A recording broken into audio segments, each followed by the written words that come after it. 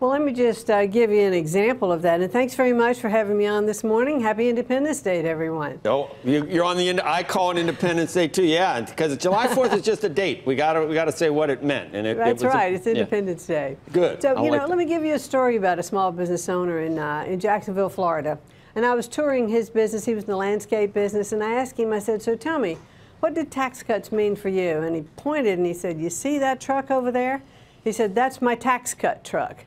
Brand new white truck, pickup truck for his business.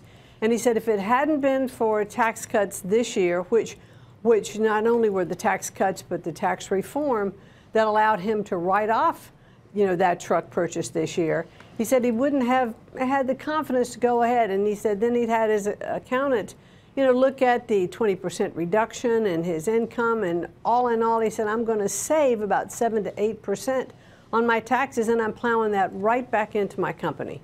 So I hear those kind of stories all over the country with small businesses. There was another business in Braintree, Mass. It was a bakery. And as I was touring, it was a bread bakery. And as I was touring, it was a pretty big plant.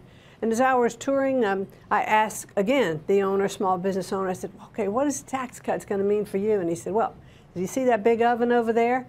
He said, it costs about $1.5 million.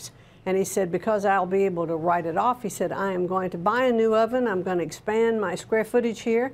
I'm going to hire some more people, and I already have the accounts that I'll be able to fill with this new expansion. So those are the kind of stories that I'm hearing all over the country. And I've been now to 39 states, and I've met with over 700 business owners, business roundtables, toured many small businesses, and that's the kind of report that I'm hearing. We've been talking all morning long, and actually it's not just today, but about the two schools of thought, Linda. One is that this was like some type of Keynesian front-end loaded stimulus that is bearing fruit, I guess, near term, although it's only been 6 months. So I don't know if you've even seen the effects on the near term that we're expecting.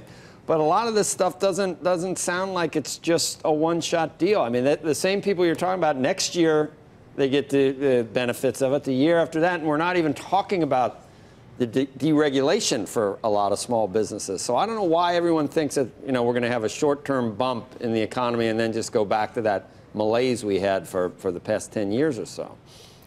Well, the enthusiasm that we're hearing all over the country, NFIB and their surveys have talked about this is the greatest level of enthusiasm and optimism for small businesses in decades. And when you look at the unemployment numbers today, 3.8% is pretty amazing. And just, jobs are being created. People are hiring. We have more jobs than we do people to fill those jobs. And I think that that's really speaking to the jobs that are being created and the businesses that are hiring. And it is a very confident business economy. So I'm very bullish on it. Hey there, thanks for checking out CNBC on YouTube. Be sure to subscribe to stay up to date on all of the day's biggest stories. You can also click on any of the videos around me to watch the latest from CNBC. Thanks for watching.